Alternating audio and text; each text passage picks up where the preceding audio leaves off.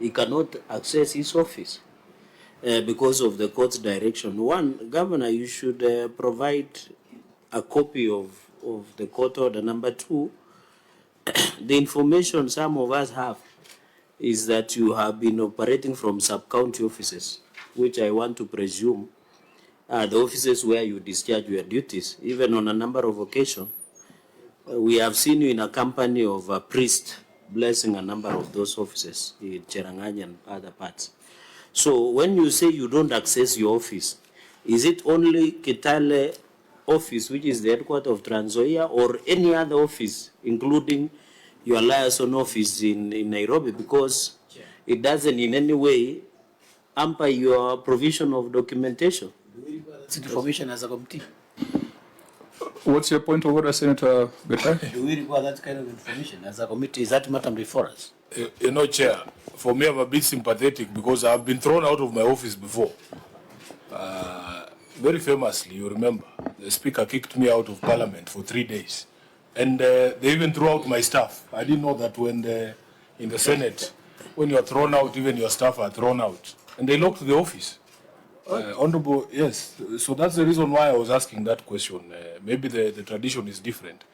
But you can see the sort of encumbrance it places on someone. But Chair, you didn't get my question. But Chair, you made a ruling. My question is simple. The governor has said who is on oath that he cannot access his office.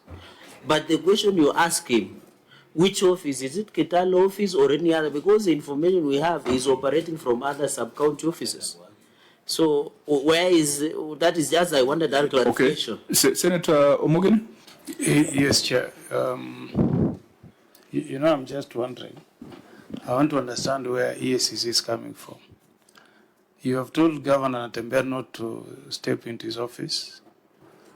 He is telling us this afternoon he is able to meet his CEC, prepare reports, and appear before this committee, Chair. You know, we are the defenders of devolution. I would want us to take this matter further. I will request, Chair, with your permission, I'd like to see the orders that were issued by the court, tabled, because I believe Judge Natembeya is on oath. Let's see the orders that were issued by the court and how they were worded. Correct. And let's see the charge sheet also. We see the gravity of the charges that he was facing. And Chair, I'm speaking as a lawyer who has acted for number two in command in the other arm of government. When the DCJ was charged in court with a corruption case, and even my friend here, Cheragay, I acted for Cheragay, I acted for Mwilu. What were the charges? And I'm saying this on a very serious note. None of those very senior Kenyans were barred from their offices.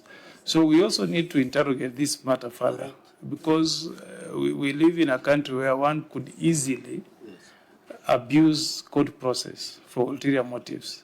So let's seize this moment to just look at these orders that were issued by the court and how they were worded.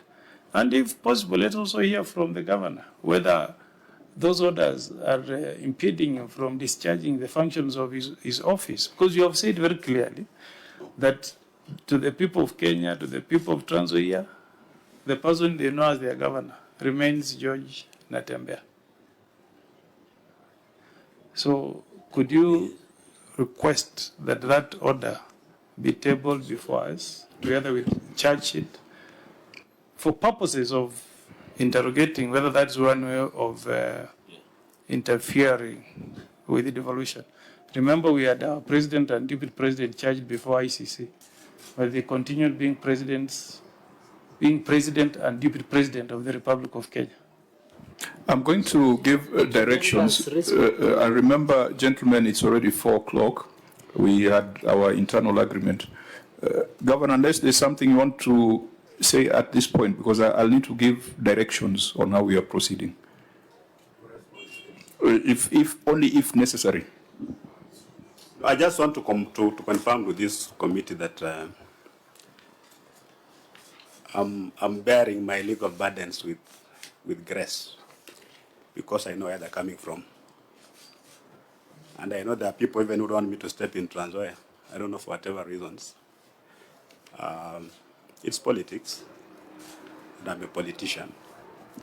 And of course, if you need the charge sheet, a copy of the charge sheet, you can have it availed even now on soft, and even the court ruling on bail application. I can avail it on my phone. You look at it and you'll just see where this is coming from and where it's going. I think, let me give directions. There are three distinct things here. There is the politics, which we shall not allow into this meeting and into this session. There is justice, which is perhaps what Senator Kongo Mogeni is asking for. And maybe this will not be the first and last situation. It would be useful for us as a Senate to take a position that will guide with people in this situation. I think, members, what we've been confronted with before is a case of a governor who's been impeached by the Senate but has been rescued by the courts. And so the question has been, would such a person still appear before committees of the Senate? I think that we have dealt with in the case of Wambora, in the case of Kawira, but I think your situation could be similar to the situation of Moses Lenol Kulal of Samburu.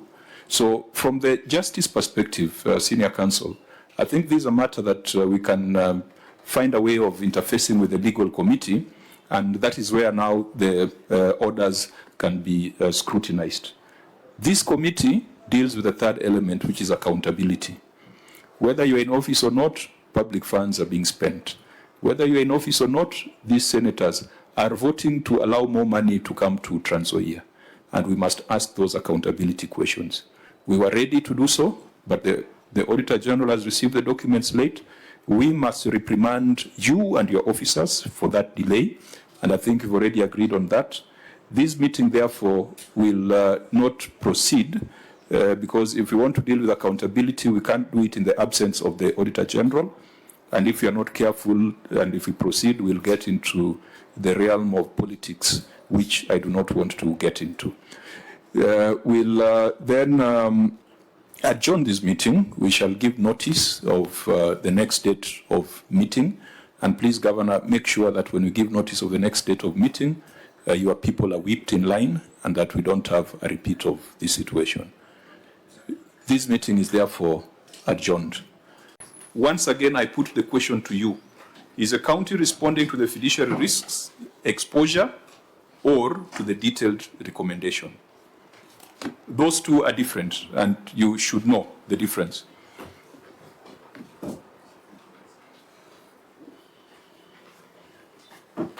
Or maybe we should put this to the county.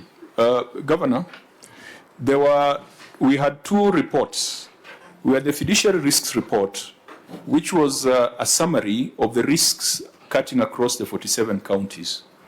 Then we had a second report, volume 2, which had specific recommendations per county. Which of the two reports did you respond to? Sure, I will let my CC Finance respond to that. Yes, proceed. Thank you, Chair. We responded to the second one, not the fiduciary. The management responded actions for the entire recommendation, and we got it from the website. Okay, so if we go through, we'll be able to see all the issues that Yes. were unaddressed. Yes. Okay, fine. Unless there's any other observation, Senator Dulo, you could go on record. Then we can proceed. Please give Senator Dulo the mic.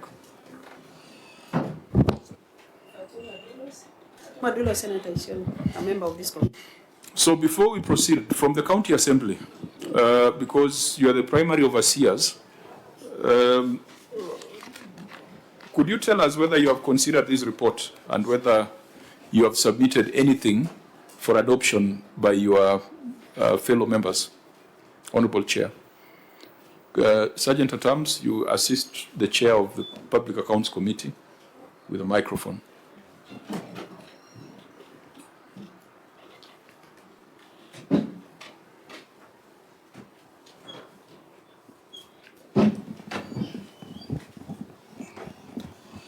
Thank you, Chair.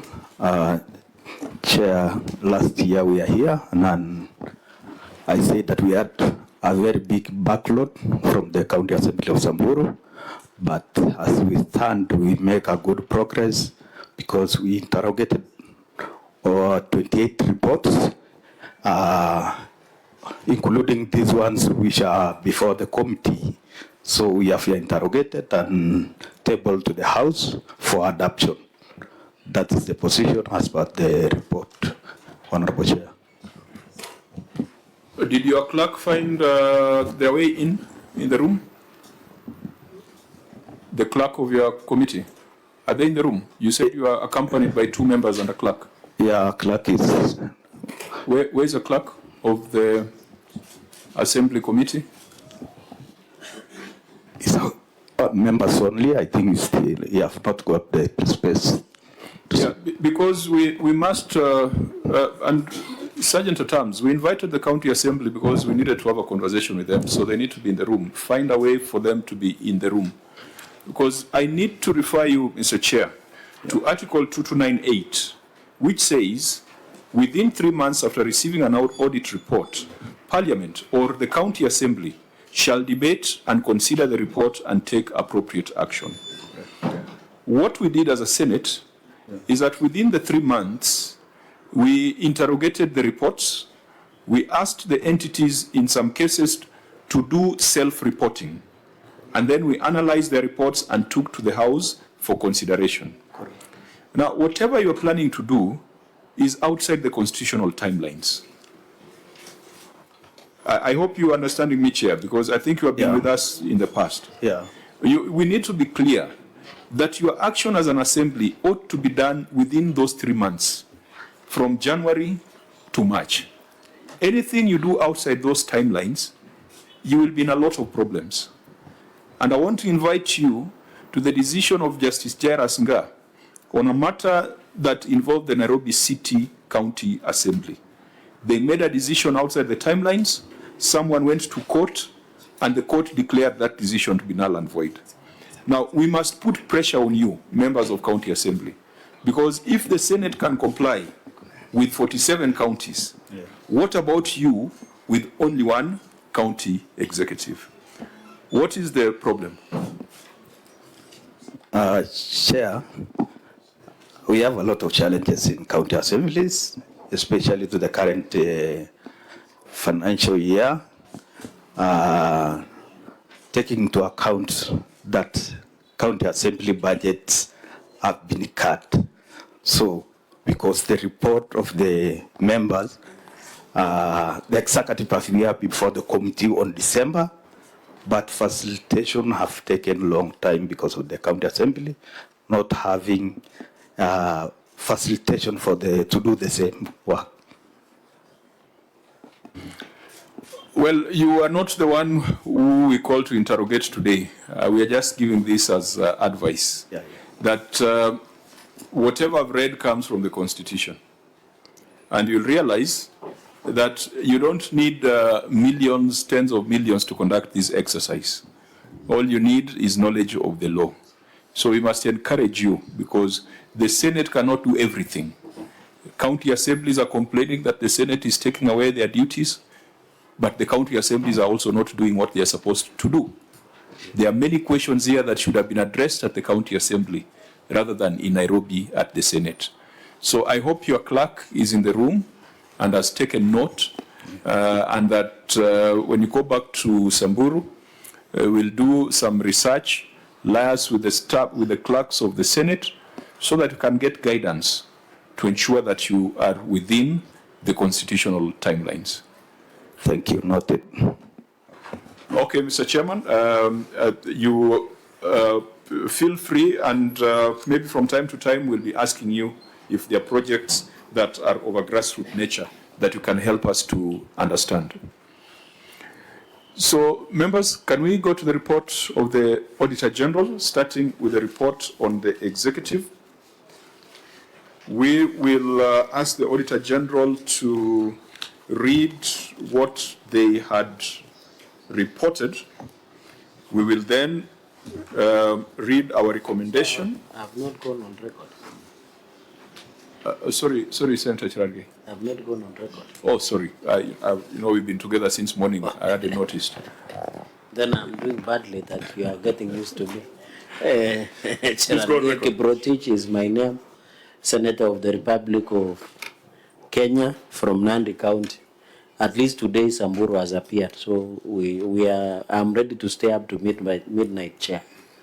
Thank you. Yeah. Thank you. You're welcome, Senator. So, Auditor General, starting with the first issue, unsupported cash and cash equivalents. Thank you, Chair. Question on unconfirmed cash and cash equivalents. On page 2 of our report, the statement of assets and liabilities and note 13A to the financial statements reflects cash and cash equivalents of Kenya shillings 142,476,191. However, bank reconciliations for one bank account reflects receipts in the cash book not recorded in the bank statement, totaling Kenya shillings 102,198,283. No explanation was provided on why the receipts had not been banked as at 30th June 2024. In the circumstances, the accuracy and completeness of the cash and cash equivalents balance of Kenya shillings 142,476,191 could not be confirmed. Thank you, Chair. Clerk of the Senate, what was the recommendation? Chairman, the committee recommended that the Office of the County Governor undertakes administrative action against responsible officers who fail to provide documents to the auditors. The second one, we recommended that just for us, order, the auditor's brief does not have a recommendation. Where do we find the recommendation? In the files before us. Okay, you can proceed. The second one, I'll summarize. We recommended that ISPAC undertakes disciplinary procedures under Section 32 and 33 of the Accountants Act, Cap 531. The last one, the committee advised the head of Treasury to be diligent and adhere to the provided accounting standards. Governor, what action have you taken since then? Shall I allow my CC for Finance to read the actions we took? Chair, is it okay if I read the response first? Yes, you will need to read the response, but remember it is a governor under oath, and if your intention is for the CC to do everything, then she'll be put under oath. Great, no problem. Chair, the amount in question relate to monies borrowed from our deposit accounts from financial year 2014 to 2022. Bank reconciliation in questions have been done. Annex 1. Approval of 25 bank accounts are failed. Annex 2. And